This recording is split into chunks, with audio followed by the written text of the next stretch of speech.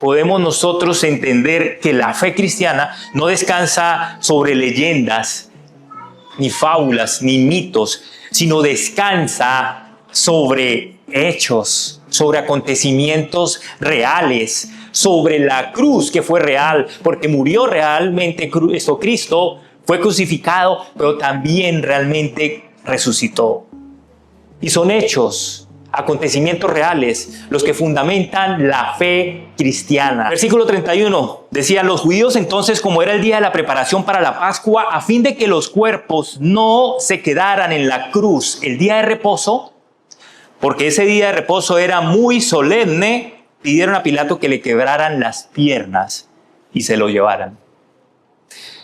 Hermanos, a simple vista, esto parece un detalle administrativo menor, un detalle de trámite, digámoslo así. En esa época era muy común las crucifixiones, ¿verdad? Y ya había ese tipo de procedimientos que se ocupaban para ese tipo de sanciones o penas que se daban allí. Y los líderes religiosos hacen este tipo de solicitud. Pilato la prueba. Pilato quiere salir ya, como quien dice, es un caso más para él, y la prueba, y los soldados entonces terminan obedeciendo sus órdenes y ejecutan esta orden.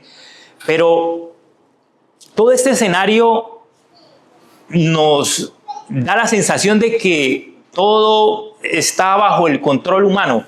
Los líderes religiosos se salen con la suya, influyendo en la decisión para que Pilato termine muy a su pesar, digámoslo así, lavándose las manos y permitiendo la crucifixión, y el soldado también cumpliendo su orden. Todo pareciera que está allí bajo el control humano. Pero Juan quiere que veamos aquí algo mucho más profundo, más allá que eso.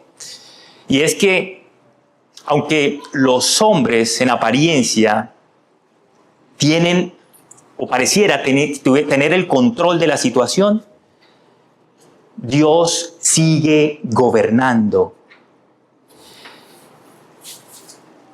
Los líderes religiosos, ellos creen que están resolviendo un problema ceremonial, porque recuerden que la preocupación de ellos era que se venía el sábado y no querían que se afectara la solemnidad del sábado, y por eso querían acelerar la muerte si es que no habían muerto todavía, ¿verdad?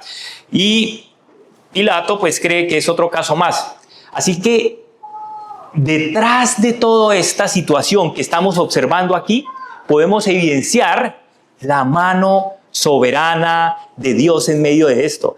Porque ya lo hemos hablado en otras ocasiones, que todo esto no sucede por accidente, no es un caso fortuito que se dio de repente, ni que esto haya podido sorprender al Señor. Todo estaba bajo su conocimiento, ¿verdad? Todo ocurre, de hecho, no solo que bajo su conocimiento, sino todo ocurre de acuerdo al plan predeterminado de Dios. En cada detalle podemos ver esto. Y esto podemos verlo en los términos de Pedro. Mire, Pedro dice en Hechos, capítulo 2, 23, años más adelante, después de que muere y se vienen los hechos de los apóstoles, Pedro dice en Hechos 2, 23, está hablando de Cristo, fue entregado por el plan predeterminado y con el previo conocimiento de Dios. Es decir, que esto no le sorprendió a Dios de ninguna manera. En definitiva, vemos en este caso que no se van a excluir de responsabilidad quienes participaron de esta crucifixión. Tanto Caifás, por supuesto, influyendo para que esto sucediera, es culpable, definitivamente. Los hombres que participaron allí, desde el soldado como Pilato, fueron responsables de cada una de las cosas que terminaron haciendo. Pero, a pesar de todo esto, ninguno tuvo la posibilidad de frustrar el plan de Dios. Nadie lo puede hacer, hermano. Y esto en este punto es una primera verdad que que debemos descansar en ella. Nadie, ni Roma, ni Jerusalén, ni Satanás, ni la muerte. ¿Y sabe cuál es la gran ironía que podemos observar aquí? En este primer versículo 31 usted puede ver que los líderes religiosos estaban más preocupados por mantener esa pureza ceremonial del sábado. Ellos no querían contaminarse o no contaminar ese ritual que tenían el sábado, ¿verdad? Pero acaban crucificando a un inocente, y no cualquiera. Acaban de crucificar al Hijo de Dios. Vemos aquí que ellos se preocupan por limpieza externa, mientras participan y gestan, podríamos decir, la mayor injusticia de la historia que podemos conocer. Y eso nos revela algo peligroso que usted puede advertir.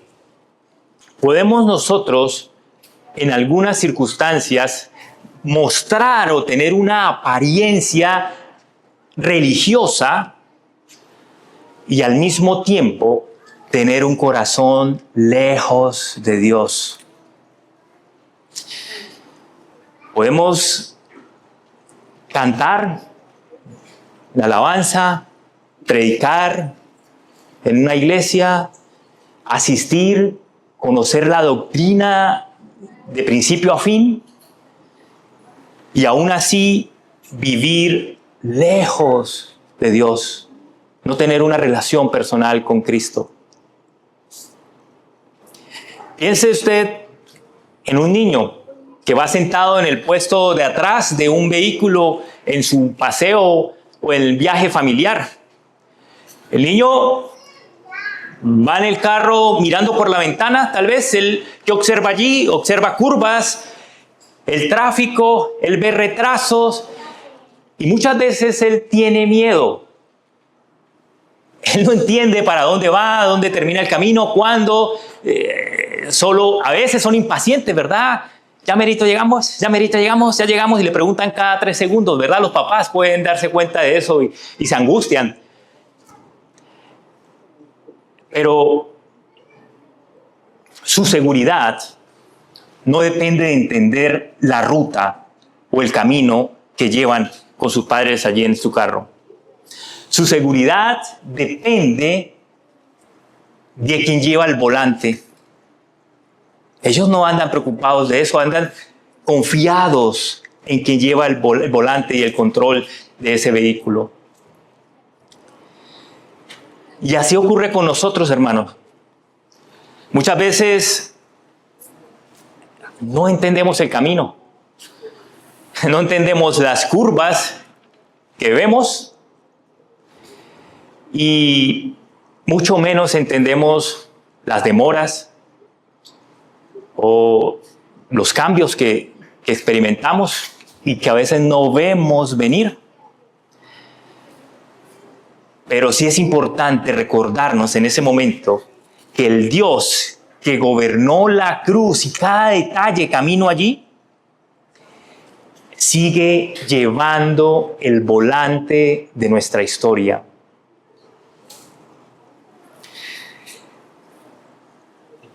Piense usted en cuántas veces tal vez hemos sentido que otras personas están demasiado influyentes o tienen demasiado poder sobre nuestras vidas. Es decir, piense usted en un jefe, que usted a veces piensa que las circunstancias o su vida depende de decisiones de un jefe en un determinado trabajo. Si lo despiden o no, si continúa o si lo ascensan, que todo depende directamente de una persona, o tal vez un médico en un tratamiento, o un familiar. Es que si yo soy bien amigo de mi primo tal, él me puede ayudar y pueda yo estar colocando mi confianza en esa persona únicamente. O en un político. Hoy en día estamos en año de campañas en muchos países y en este también, ¿no?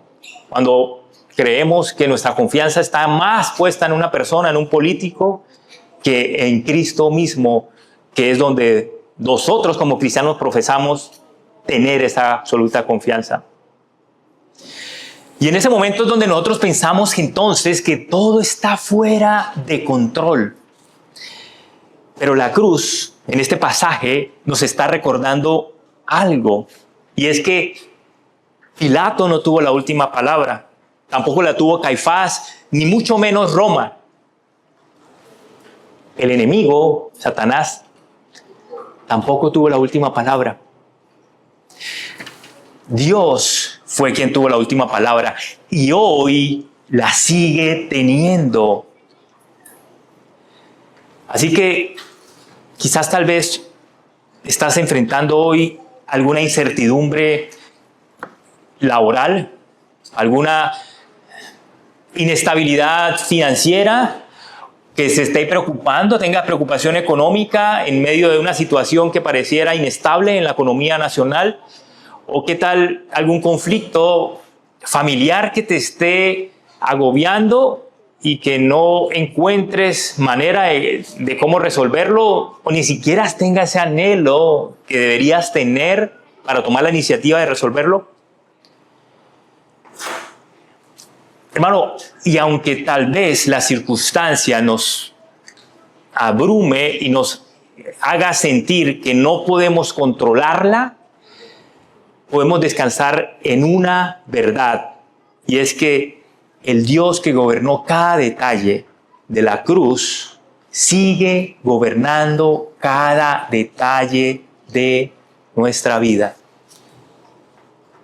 Nada se escapa de sus manos, nada va a alterar sus propósitos, y no ha sido Dios sorprendido por cualquier circunstancia que a ti incluso te ha sorprendido. Pero bueno, alguien podría decir, pero pastor, si Dios tiene el control de cada situación, ¿por qué permite estas cosas que me pasen a mí? Es que no entiendo. Y precisamente allí nos lleva el movimiento del texto con Juan, y es el segundo punto de los 3 que le dije, versículos 32 al 34.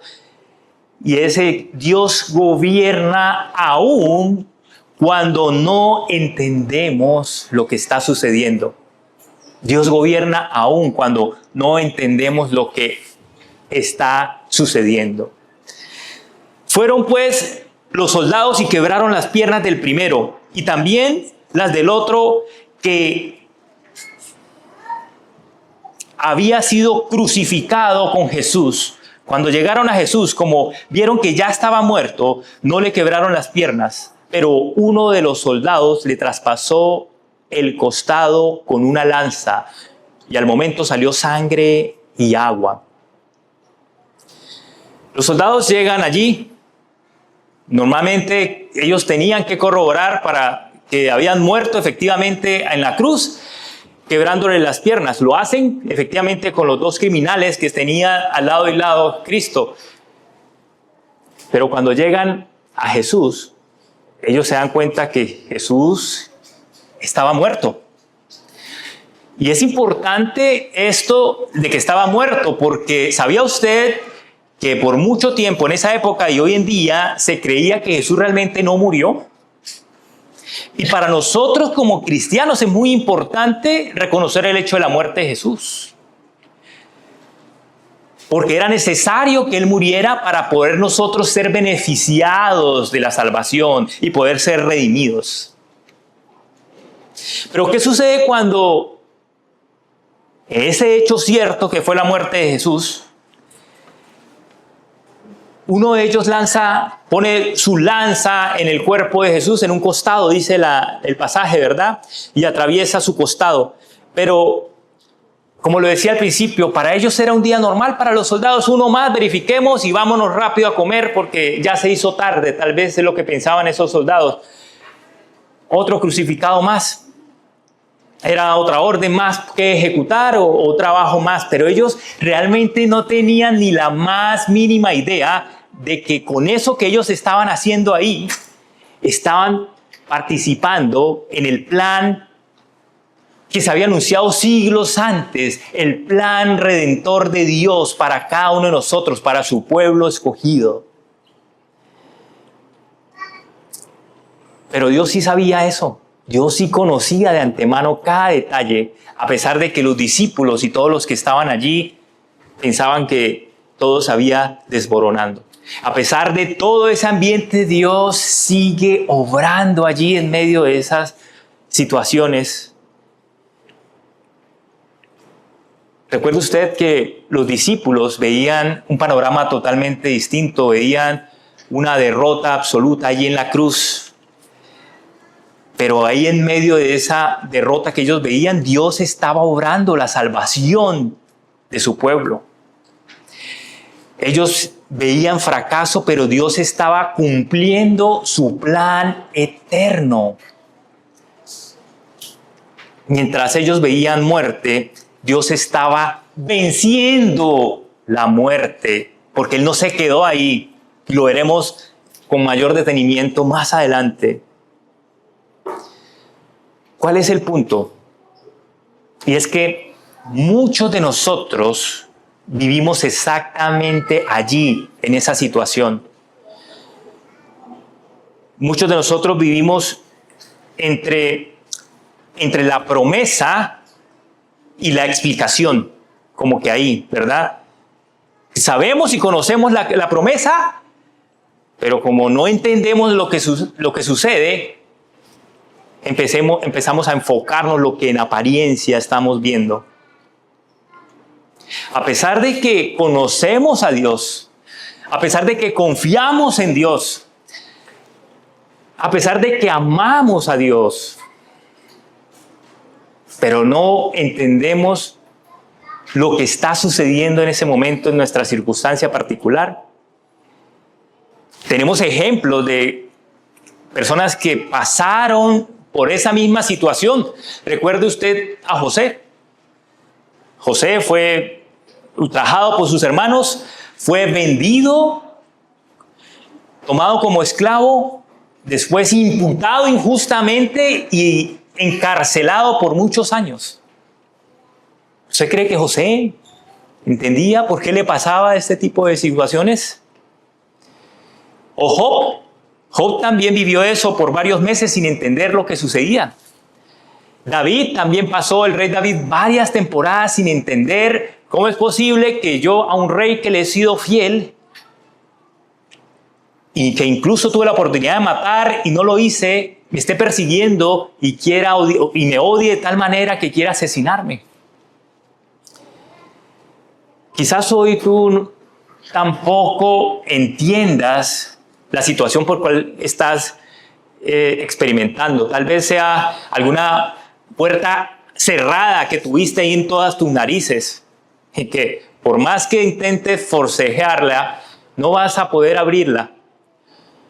Tal vez alguna enfermedad que te apareció de repente y que tú estabas muy sano y que ahí empiezas a valorar la salud porque creías que ya era algo de golpe que te merecías y que era tu propio derecho, ¿verdad? O peor, otro caso distinto, que ya vienes con alguna enfermedad luchando y le has pedido a Dios tanto porque te sane y tienes y sientes que parece que no es una oración contestada. En ese momento es donde tu corazón se pregunta, ¿dónde está Dios? La cruz, en este pasaje, nos recuerda y nos responde cada vez que tengamos este tipo de conflictos y de dudas y de quebrantos y rompimientos en nuestra fe. Dios está siempre donde ha estado, en el mismo lugar. ¿Cómo? Gobernando. Él está bajo control siempre de cada situación que podamos nosotros tener. Aunque no lo veas, aunque no entiendas la situación por la que estás experimentando, incluso aunque no puedas explicar. ¿Le ha pasado a usted?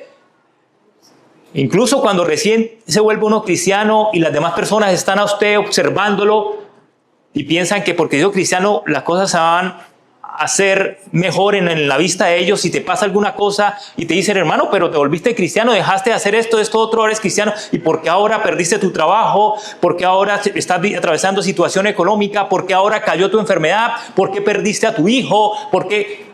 ¿Qué respondes tú? Hay situaciones en las cuales no podemos explicarlo. Y muchas veces lo que hoy en día parece una demora en nuestra limitada entendimiento puede ser una preparación, porque a Dios le interesa mucho más nuestro carácter que nuestra comodidad. Y que hoy, lo que hoy parece una pérdida, realmente puede ser protección. Dios nos puede estar protegiendo de algo que no vemos o que no podemos ver.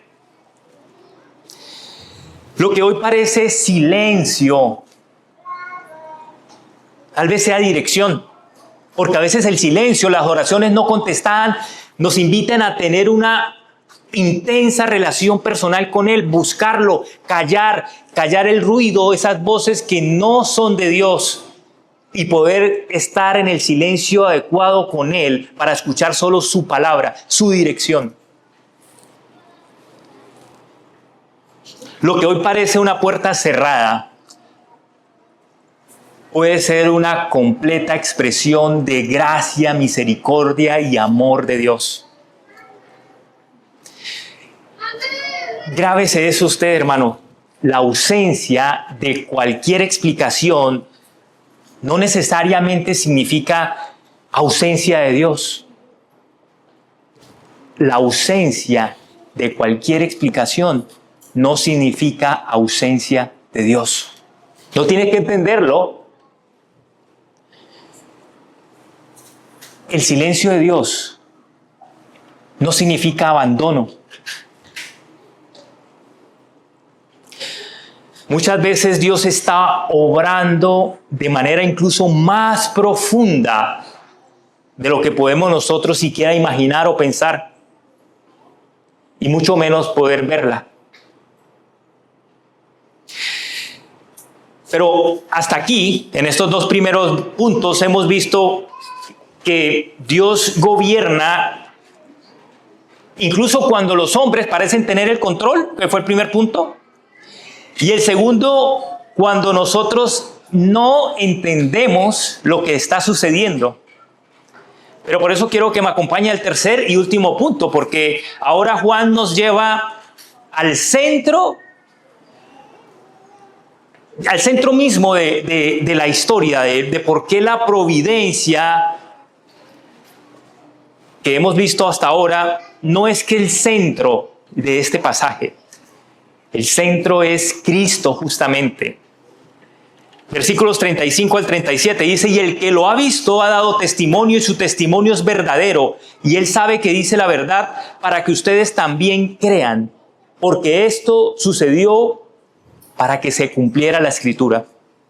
¿No será quebrado hueso suyo? Y también otra escritura dice, mirarán a aquel que traspasaron. Es decir, Dios gobierna para cumplir sus promesas.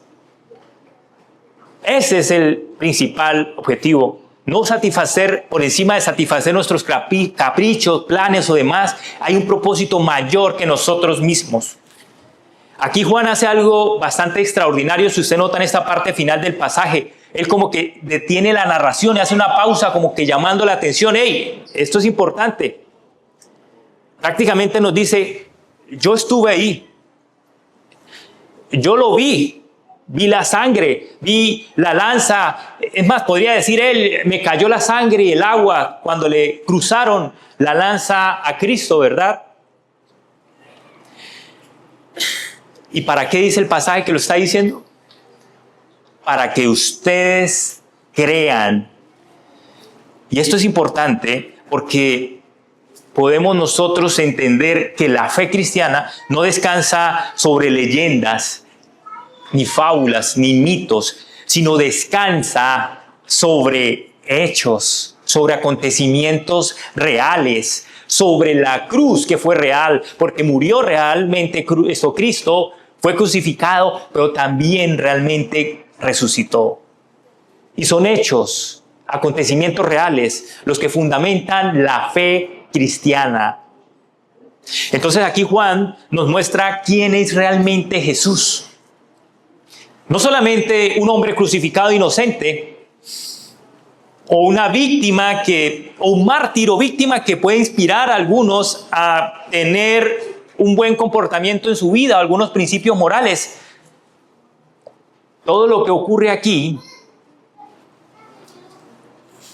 es una expresión de lo que ya en Éxodo 12 nos había apuntado desde ese momento, ¿verdad? Que el Cordero moriría para que otros vivieran.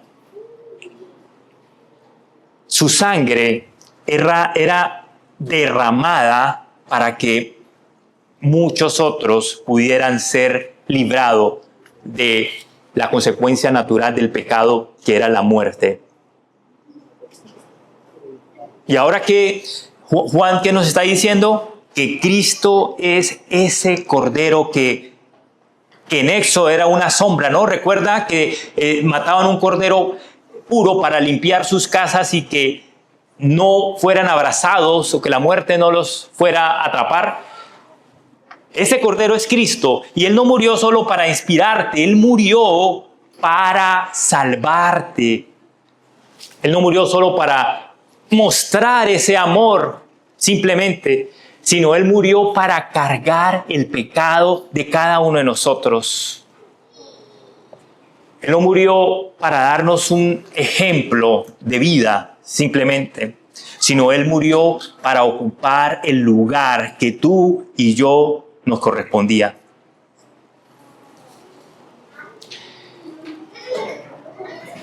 Para ir concluyendo, solo quiero mencionar que cuando Juan mira la cruz, cuando mira este escenario, Juan no ve un accidente, algo que se salió de las manos o que perdió el control de repente de este ministerio de Cristo. Él no ve una tragedia o un triunfo de los enemigos. Él lo que está viendo allí es la mano soberana de Dios guiando en cada etapa del camino. Y esa misma mano sigue guiando tu vida hoy en día. Quizás hoy no tengas idea por qué suceden las cosas y no entiendes por qué esto sucede. Y tal vez estás esperando respuestas, o estás cansado, o tienes temor de lo que viene al futuro. Mi invitación el día de hoy es que si te encuentras en ese momento, lo que nos sugieren es mira nuevamente el Calvario. Mira la cruz. Cuando mires la cruz, no veas solamente la providencia de Dios moviéndose en medio de cada detalle, sino mira al Cordero perfecto, inmolado para salvación nuestra.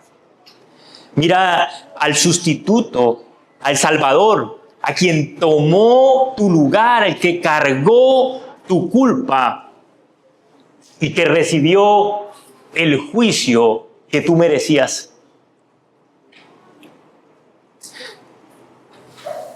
Hermanos, como lo dice Pablo, si Dios no te negó, no negó a su propio Hijo,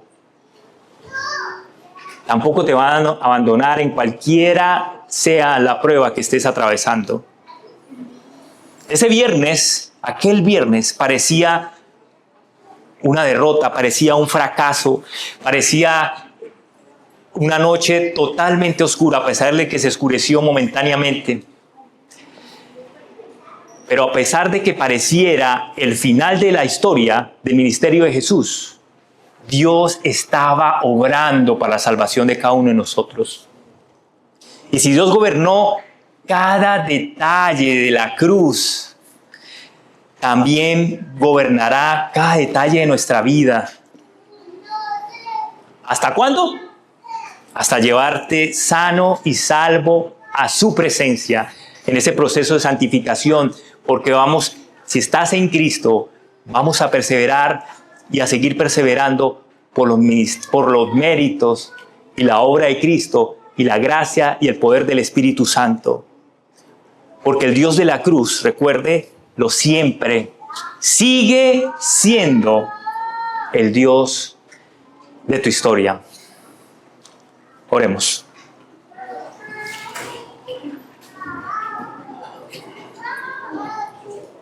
Padre, te damos gracias, Señor. Gracias por permitirnos abordar este tiempo, este pasaje, donde en apariencia fue oscuro y doloroso y triste, pero nos permites ver tu providencia, Señor, tu inmanencia en medio de cada situación, que pese a cualquier situación humana, tú no pierdes el control. Que pese a que no entendamos lo que suceda en nuestra vida y no tengamos el control, ni entendamos por qué lo sucede, tú sigues gobernando. Señor, que tus promesas son fiel y justas y no dejarán de cumplirse, Señor, aunque las circunstancias parecieran mostrar lo contrario. Señor, enséñanos a vivir en esa confianza que tenemos, en que ese sacrificio que hizo Cristo, Señor, ese Cordero perfecto, que fue realmente muerto en la cruz, pero resucitó al tercer día, y por medio del cual podemos recibir esa salvación, podamos gozarnos en esa verdad, confiar plenamente en ese plan predeterminado que tiene Cristo para cada uno de nosotros, y podamos vivir siempre en una relación más íntima y perfecta por el poder del Espíritu Santo. En el nombre de Jesús, amén y amén.